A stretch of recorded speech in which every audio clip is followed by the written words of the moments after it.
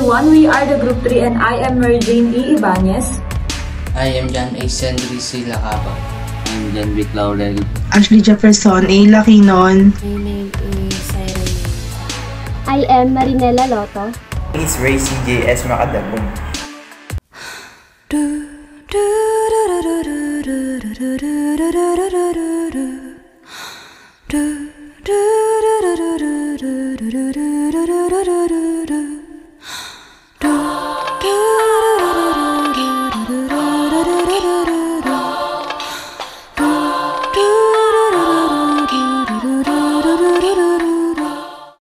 Panahon ng pag-aasam ng mga Pilipino na mayaan ay bigyang minakita na ang parang ang pamahalaang Amerikano hindi sa atin ang pagkakataong magsarili ng Commonwealth sa Pilipinas. Well, ito ay nilataan ni Pangulong Francis sa transitional period ng Estado ng Amerika. Natapos ang Amerika, natapos ang Pangulo at ang pagkakataon ng Malaya.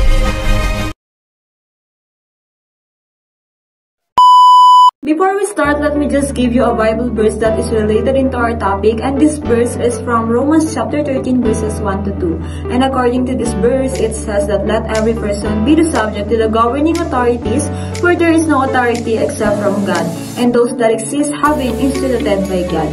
Therefore, whoever resists the authorities resists what God has appointed, and those who resist will incur judgment.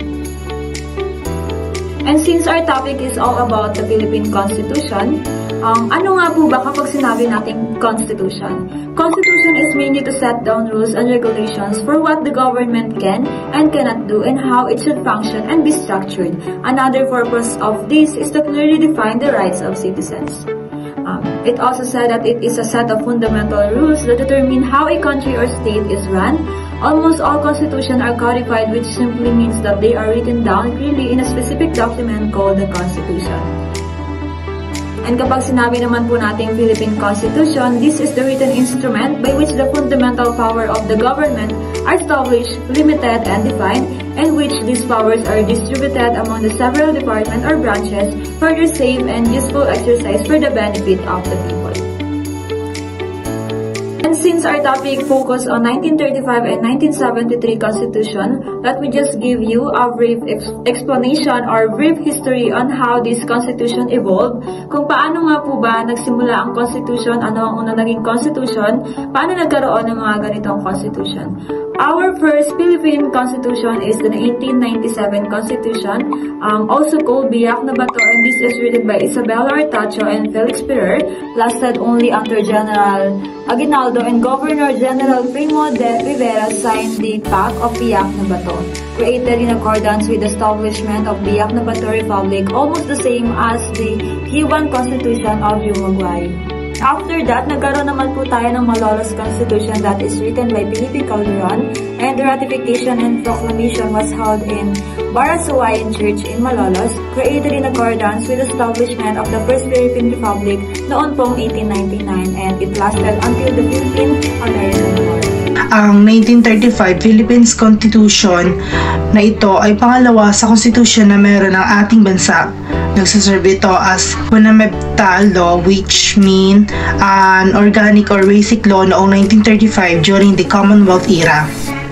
Noong mga panahong iyon, si Manuel L. Quezon ang kasalukuyang presidente ng Commonwealth, at based sa reference na galing kay Ma'am, ang constitution ba ito ay napurbahan noong March 23, 1935 at sinasabing naging epektibo on the same date kung saan si President Manuel L. Quezon ay kumukuha ng oath of office for his presidential in Commonwealth. But based on our research po, naging valid po ang constitution na ito na ratified by the Filipino people through a national plebiscite noong May 14, 1935. Na-enforce ang constitution na hanggang sa magkaroon na ng 1973 constitution during martial law period under naman po ni President Ferdinand Marcos.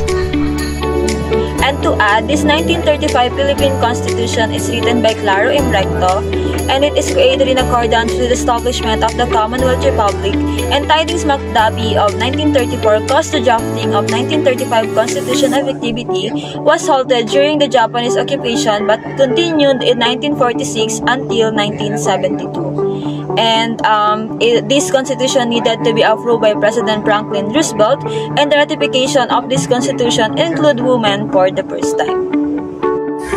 Article 1. Nakapaloob dito ang mga teritoryo na bumubuo sa Philippine Archipelago. Tumutukoy ito sa pagkakaroon ng karapatan at otoridad ng Pilipinas sa mga isla, mga anyong tubig at iba pang mga teritoryo na sakop ng bansa. Tinutukoy rin dito ang mga pumapalibot or mga land area, airspace, territorial waters at subsoil.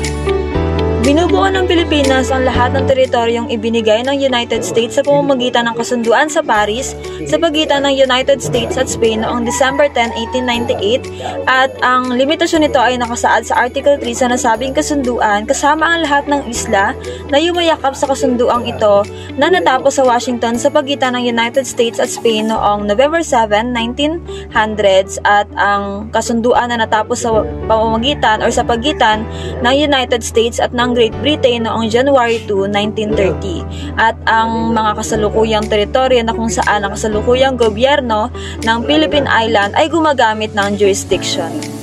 Dito naman po nakapaloob ang mga principles na nag-guide sa government to commit social justice and to protect the basic right that we have. Tinalikuran ng Pilipinas ang digmaan to serve as a national policy instrument at inadapt ng pang-general or pangkalahatang accepted principle ng international law as a part of the law that we have. Naniwala at sumunod ang Pilipinas sa mga practices ng mga palisiya para sa pangkalahatang kapayapaan at pantay-pantay na samahan at iba pa para sa pagkakasundo ng marami pang nasyon. Philippines is a republican state.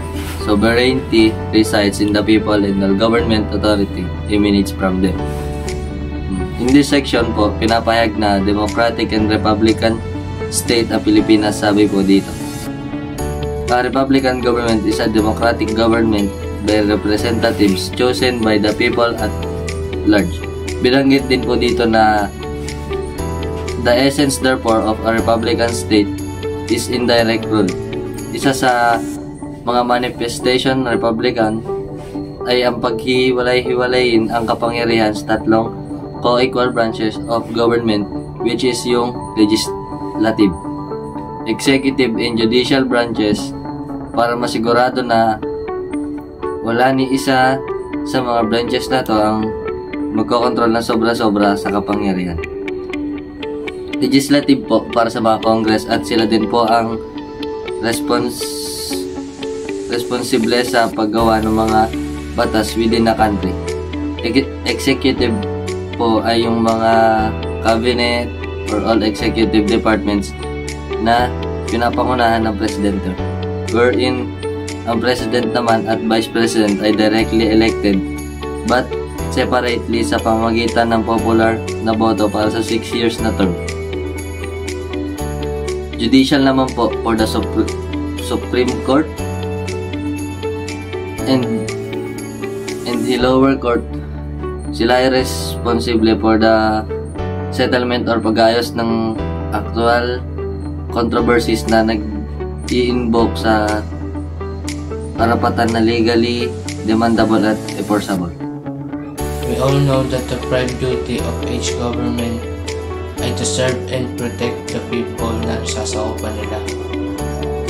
And for the fulfillment of this duty or para may sagawa ito ng mga mamamayan ay nare-required ng batas na mag-provide ng personal, military or civil service, especially when this duty of defense ay nagiging mas imperative sa mga oras ng mga gera or pag ang bansa ay nanganganib sa pananakop.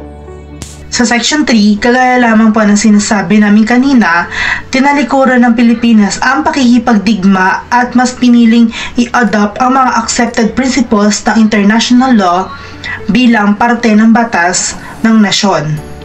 Section 4. Ang karapatan at responsibilidad ng mga magulang na i-bring up or alagaan ang mga anak nila until they are fully grown. para sa pagiging handa nito or pagkakaroon ng willingness na mag-assume ng responsibilities para sa citizenship or maging active citizen. Ang kabataan nagkakaroon ng initiativeness sa kung paano, kailan at saan makagagawa ng informed reasoned decision para sa ikabubuti ng publiko sa isang democratic society ay karapat-dapat na makatanggap ng tulong o suporta galing sa gobyerno. Article 2, Section 5.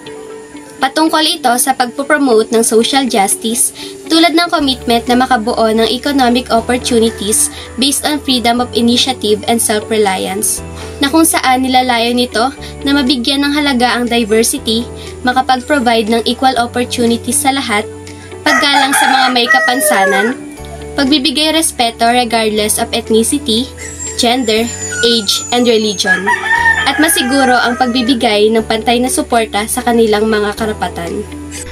Sa Article 15, Section 1 naman daw, ang sabi raw po dito, ang Filipino family raw ay isang pundasyon ng isang nasyon. Which is tama naman po dahil kung walang pamilya, wala ring tatawaging lipunan para magkaroon ng nasasakupan ng isang nasyon. Kaya nakasad dito na kailangan magsimula sa isang pamilya na yumabong at lumago at mas pagtibayin ang pagkakaisa at pagtutulungan. And under ng Article 15 na ito, ang Section 2, and according to this Section 2, it says that marriage as an inviolable social institution, it is the foundation of the family and shall be protected by the state. To explain this, marriage is an inviolable or hindi mawasak o dapat masira dahil ang pagpapakasal or ang isang marriage ay ang nagiging matibay na foundation ng isang pamilya. Ang pagdidesisyon ng pagpapakasal ng isang lalaki at babae ay isang transformative act kung saan tinitingnan nila pareho ang magiging future nila or kung ano ang magiging role nila in a society as a marriage couple. God designed 3 primary sources of marriage, and this is the companionship, procreation, and redemption, and this is still relevant and essential for today as a healthy society. Relationship, marriage, and families is the core of every community. Family is universally recognized as an important source of support and security. Section 3, Number 1. Ito ay tumutukoy sa karapatan ng isang asawa na bumuo ng kanyang sariling pamilya in accordance sa kanyang personal belief at makapagbigay ng responsible parenthood, wherein ang mag-asawa ay dapat makapagbigay ng responsible parenting, meaning nare-recognize nila ang needs and wants ng kanilang mga anak at nabibigyan ng suporta ang mga ito pagdating sa mga bagay na gusto nilang ma-achieve o makuha. Karapatan ng mga bata na mabigyan ng assistance or suporta kagaya ng tamang pagbibigay ng tamang pag-aalaga, makakain ng sustansyang pagkain at iba pa na maganda para sa kanilang kalusugan. Ganoon din na makatanggap ng protection sa lahat ng iba't ibang kapahamakan sa paglaki nila. Section 3. The right of the families in terms of theoretical income level na inaalaw ang family na makapag-afford ng educate, shelter, food, and other necessities or makapag-earn ng enough income para mamuhay na napupunan ang mga pangangailangan nila at makaiwas sa pagkalugmok sa kahirapan. Section 3, Number 4. The right of families or family association to participate in the planning and implementation of policies and programs that affect them. The right of the families na mapag-participate sa mga plano at patakaran na pinapatupad na related at maaaring may kinalaman sa mga usaping pamilya kagaya na lamang ng mga family planning, family preservation, family and medical leave, and income supports. Ang pag-aalaga ng matandang miyembro ng pamilya is a must as well as the states na i-ensure ang access sa healthcare and mag-guide ang incoming security thoughts, programs, and social security. Ito naman po sa 1973 Constitution, the purpose of this before the martial law is to reflect genuine Philippine independence and sovereignty. The main purpose naman po after martial law is to change the present government to parliamentary form or to give Marcos more power and postpone the incoming 1973 elections. The ratification of this 1973 Constitution was done through a Citizens' Assembly and created in accordance with the Declaration of Martial Law and the New Society, and it lasted until the People's Power Revolution in 1986. This 1973 Philippine Constitution was the third constitution of the country, or ng Pilipinas, and was promulgated during the martial law era under President Ferdinand Marcos. It replaced the 1935 Constitution and took effect on January 17, 1973. This constitution marked a significant shift in the Philippine political landscape as it provided a legal basis for an authoritarian regime. Section 8, kung saan ito nakasaad sa Batas Pambansa bilang 232 na makapag-aim na mag-develop ng inclusive learning environment ang mag-aaral at makapag-set ng minimum standard for academic sa lahat ng elementarya, college, university, or training center. Sa kung paano ang mag-aaral ay magkaroon ng kakayahan na magkaroon ng kaalaman, na makapag-impart or acquire ng general knowledge at makapag-develop na ma-prepare intellectually ang mag-aaral or iba pa o amateur. 1. Kalayaan ng teacher at students na magturo, mag-aral at matuto, pati makapag-pursue ng knowledge and research nang walang unreasonable interference or restriction sa batas, institution, regulation, or public pressure. Kalayaan para sa mga mag-aaral na matuto, makapag-explore, at makabuo ng challenging ideas habang bumubuo at nag-share ng kanilang sariling opinion. 1973, Section 8, Number 2. Sinasabi na hindi included o kasama sa Basic Education Program. Nilalayo nito na isama ang pag-aaral ng Constitution sa curricula para i-instill ang sense of nationalism and understanding of the principles of freedom and liberty upang mapromote na rin ang social justice. Nakasaad dito sa number 3 na it is a must na ang lahat ng social institution ay magkaroon ng layunin na magturo sa mga bata na mahalin at kilalanin ang sarili nilang bansa, maging ituro din sa kanila ang kanilang tungkulin bilang isang mamamayan at paunlarin ang kanilang moral development at personal discipline, maging ang scientific, technological, and vocational. According to 1973 Philippine Constitution naman po, Section 8, Number 4, the state shall maintain a system of free public elementary education and in areas where finances permit establish and maintain a system of free public education at least up to the secondary level. So, ang concern naman po nito, yung state daw po na ma-maintain daw po yung sistema ng libreng pag-aaral ng mga elementary and in areas kung saan po nagkakaroon ng mga finances permit na ma-establish at ma-maintain daw po ng pagkakaroon ng free public education up to secondary level, or pag sinabi pong up to secondary level is hanggang high school po siya. Sa number 5 naman po, sinasabi po dito na the state shall provide citizenship and vocational training to adult citizens and out-of-school youth and create and maintain scholarship for poor and deserving students. So, dito naman po ay sinasabi po na yung state daw po ay dapat makapag-provide ng citizenship and vocational training dun sa mga matatandang citizens and yung mga hindi po nakakapag-aral. Sinasabi rin po dito na dapat po silang gumawa at makapag-maintain ng scholarship sa mga mahihirap at sa mga karapat-dapat na mag-aaral na wala pong kakayahang makapag-aral. Dito naman po sa 1973 Philippine Constitution, Section 8, Number 6, educational institutions other than those established by religious orders, mission boards, and charitable organizations shall be owned solely by citizens of the Philippines or corporations or associations, 60% of the capital of which is owned by such. The control and administration of educational institution shall be vested in citizens of the Philippines. No educational institution shall be established exclusively for aliens, and no group or alien shall comprise more than 1/3 on the enrollment in any school. The provisions of this subsection shall not apply to schools established for foreign diplomatic personnel and their dependents, and unless otherwise provided in law or other foreign temporary residents. So, dito naman po is nakasaad po dito na ang mga educational institutions daw po, aside daw po sa mga religious orders, mission boards, and charitable organization, ay dapat lang po na na pakinabangan lamang ng mga mamamayan ng Pilipinas or walang ibang may karapatan dito kundi ang Pilipinas. Ang sinasabi pong alien dito is yun po yung mga foreign or yung mga international citizens na hindi po dapat magkaroon ng karapatan sa mga educational institutions here in the Philippines po. Dito naman po sa 1973 Philippine Constitution Section 8 number 7, at the option expressed in writing by the parent or guardians and without cost to them and the government, religion shall be taught to their children and ward in public elementary and high school as may be provided by law. So dito naman po is nakasaad po na in any subject po or sa lahat po ng subject in elementary school is dapat po or it is a must na magkaroon po ng kahit isang subject na makapagturo about religious or about religions. Mostly is the word of God po, and it is provided by the law.